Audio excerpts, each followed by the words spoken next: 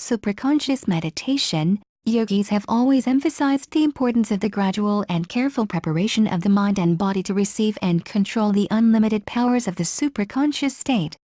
One master told his disciple, who had begged him to give him the experience of higher consciousness, as a small lamp bulb would be shattered by excessive voltage, so your nerves are unready for the cosmic current. If I gave you the infinite ecstasy right now, you would burn as though every cell was on fire. If you look long and deeply enough at your mind, you will discover that it's not what you thought it was. All the great spiritual traditions say the truth will set you free. The truth is that your mind is fundamentally open and free of limitations. The freedom you experience in meditation results from simply being able to see clearly the ongoing game of fixating on your experience and then realizing that you actually don't have to participate any longer. It takes practice. Cultivating this ability takes time. It takes time to become accustomed to openness. It takes time to work through all the fears and emotional reactions that you have about the possibility that there might be a different way to approach your life. People often quit practicing meditation because they cannot still their minds and bodies. Like any new thing, you have to practice regularly, and in this case, practice does make perfect. Practice every day, and eventually your body will remain still. You would become able to quiet your mind and experience pure consciousness. Quieting the mind. Nearly everyone experiences the frustration of thousands of thoughts taking their minds away from that still, quiet place you want to access. The Indian saint Ramakrishna said that, in the beginning, the mind is like a mad monkey, stung by a scorpion. Practicing meditation every day, starting with 10 minutes, and eventually 30 minutes or more, you will begin to get glimpses of that state of still peace. You will find that those glimpses are like an attracting force, inspiring you to continue. It will become less troublesome and more a part of your everyday life that you won't want to give up.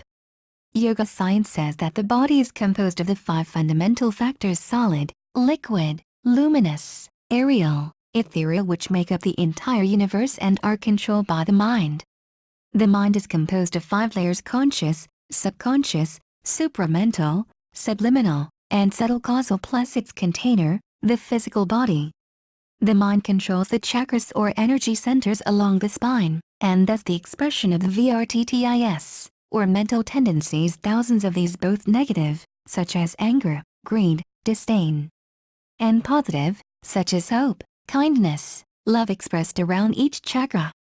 Existence is a continuum, moving from the crude, dense expression of consciousness to the subtle, and then to the unity of infinite consciousness, where all is one. Along this continuum are several layers, wherein the expression of consciousness in the form of body and mind performs the functions that are necessary to maintain individual existence and progress. The layers of the mind are called the koshas. Spiritual practices, including yoga postures, meditation, exercise, and regulation of the diet, all contribute to the holistic development of all the layers of the mind. The koshas. The physical body. Sanskrit name Anamaya kosha, dominating tendency static, function mechanical, controlled by the conscious mind, naturally developed by physical labor, exercise, balanced diet, spiritual practices to develop it, yoga postures. The conscious layer. Sanskrit name Kamamaya kosha, desire, dominating tendency static, function sensing, through sensory organs. Desire or aversion. Acting through motor organs, controls first chakra. Located at the base of the spine, naturally developed by the struggle for existence, spiritual practices that develop it right conduct yama restraints, niyama observances. The conscious mind functions through the senses, desire or aversion, and acts through the motor organs. In this level of mind, we perform all the functions that make us similar to animals. We eat, sleep, procreate, and we react to our environment. The subconscious layer. Sanskrit name Manamaya kosha, mental, dominating tendency, mutative, active, function, controls conscious mind, memory, contemplation, experience of pleasure and pain, dreams, controls second chakra. Located at the midpoint between pelvis and navel, naturally developed by the struggle for existence, thinking, remembering, reacting, spiritual practices that develop it, control of breath, pranayama. According to yoga science, The subconscious mind functions through memory, contemplation, the experience of pleasure and pain, and dreams. The vast majority of most people's thought processes go on at this level. It is a layer of information management, computation, philosophy, and memory. Yoga science says that memory has two functions. Cerebral memory computes and stores information on a deeper level than our conscious awareness. This is the part of our mind that is aware of every detail of our environment and experience. Learning specialists are tapping into the potential of this underground warehouse of experience. In Bulgaria, a lot of research has been done on a system of learning they call suggestopedia or super learning. Using music and deep relaxation to occupy the conscious mind with certain rhythms that make it calm and receptive, information is repeated and seems to be absorbed directly at the subconscious level. Often students are able to learn a year's worth of material in 1 month using this method. Extracerebral memory is as yet unproven by modern science. It's a level of mind experienced by practiced meditators and people with paranormal abilities. It seems to be a memory bank that is somehow beyond the brain. Memories of past life experiences come from this part of the mind. Supramental layer. Sanskrit name Adamanasa Kosha higher mind, dominating tendency mutative active, function creative insight, intuition, paranormal phenomena. The all-knowing layer controls third chakra. Located just above the navel, naturally developed by education, new environments, contact with more highly developed minds, spiritual practices that develop its sense withdrawal in meditation. The supramental mind functions through creative insight, intuition, paranormal phenomena, extrasensory perception, precognition, telepathy, telekinesis, etc., and acts as a storehouse of knowledge of the past, present, and future. This is the level of mind from which we begin to experience oneness with what we may call the cosmic mind. We tap into it sometimes when we have a moving experience in nature, through art or music, or a peak experience that takes us beyond our normal awareness.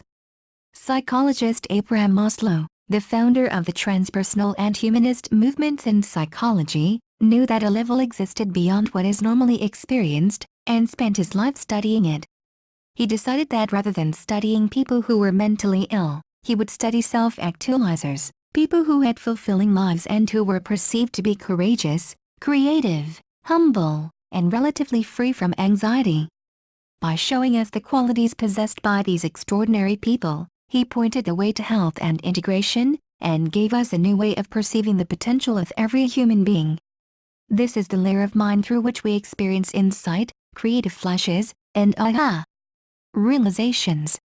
It seems to be reached through a balance of concentration and relaxation, and a depth of spirit that seeks unity and understanding beyond daily experience.